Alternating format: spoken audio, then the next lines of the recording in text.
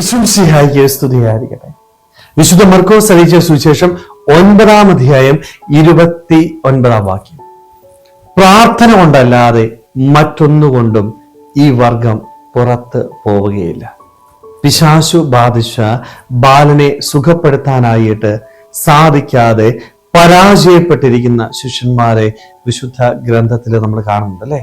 ഈ പരാജയം സംഭവിച്ചപ്പോൾ അവർ ഈശോയുടെ സന്നിധിയിൽ വന്ന് ഈശോയോട് ചോദിക്കുന്നുണ്ട്, എന്തുകൊണ്ടാണ് ഞങ്ങളുടെ ജീവിതത്തിൽ ഈ ഒരു പരാജയം ഞങ്ങൾക്ക് സംഭവിച്ചത്?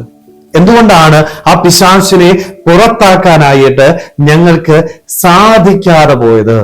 ഈശോ കൃത്യമായിട്ട് അവരോട് പറയുകയാണ്, പ്രാർത്ഥന കൊണ്ടല്ലാതെ ഒരിക്കലും നിങ്ങളുടെ ജീവിതത്തില് പിശാചിനെ പുറത്താക്കാനായിട്ട് സാധിക്കത്തില്ല. പൈശാചികമായ ശക്തികളിൽ നിന്ന് അകന്ന് ജീവിക്കണമെങ്കിൽ നിന്റെ ജീവിതത്തില് നിനക്ക് പ്രാർത്ഥനയുണ്ടായിരിക്കണം. ഒരുപക്ഷെ നമുക്കൊക്കെ ഇന്ന് പ്രാർത്ഥിക്കാനായിട്ട് സമയമില്ല. തിരക്കുകളുടെ പിന്നാലെ ഓടുമ്പോൾ പ്രാർത്ഥന ചടങ്ങ് തീർക്കുന്ന ഒന്നായിട്ട് മാറി, അല്ലെങ്കിൽ അധര വ്യായാമം പോലെ പ്രാർത്ഥനകൾ ചൊല്ലിക്കൂട്ടുന്ന വ്യക്തികളായിട്ട് നമ്മൾ മാറി. ഈശോ ഒരിക്കലും ഈ അധര വ്യായാമം ഇഷ്ടപ്പെടുന്നില്ല. പ്രാർത്ഥന ചൊല്ലാതെ സ്വാർത്ഥ വസ്തുക്കളുടെ പിന്നാലെ ഓടുന്ന വ്യക്തികളെ ഈശോ ഒരിക്കലും ഇഷ്ടപ്പെടുന്നില്ല.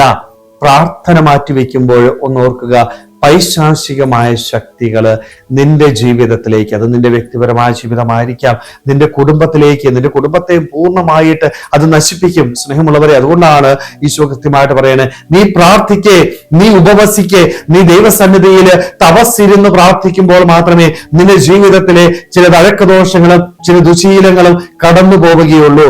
ഇല്ല എങ്കിൽ നീ അതിനടിമപ്പെട്ടുകൊണ്ട് നിന്റെ ജീവിതം പൂർണ്ണമായിട്ട് നശിച്ചു പോകുമെന്ന് തിരിച്ചറിയാനായിട്ട് നിനക്ക് സാധിക്കണം.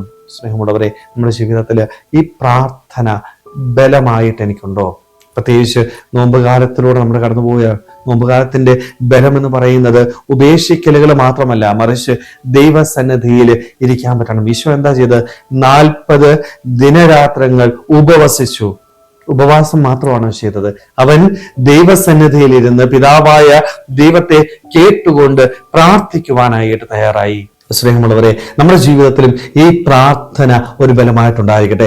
ദൈവസന്നിധിയിൽ ദൈവത്തിന്റെ ഒപ്പം ഇരുന്ന് പ്രാർത്ഥിക്കുവാനായിട്ട്, ആ പ്രാർത്ഥനയിൽ നിന്ന് ശക്തി സ്വീകരിച്ചുകൊണ്ട് എല്ലാവിധ പൈശാചികമായ ശക്തികളും എന്റെ ജീവിതത്തിൽ നിന്നും എന്റെ കുടുംബത്തിൽ നിന്നും മാറ്റുവാനായിട്ട്, ദൈവത്തോട് ചേർന്ന് വിശുദ്ധിയോടുകൂടി ജീവിക്കുവാനായിട്ട് നമുക്ക് ഓരോരുത്തർക്കും ആത്മാർത്ഥമായിട്ട് ആഗ്രഹിക്കാൻ പരിശ്രമിക്കാം. ദൈവം നമ്മളെല്ലാവരെയും സമൃദ്ധമായിട്ട് അനുഗ്രഹിക്കട്ടെ. ആമേൻ.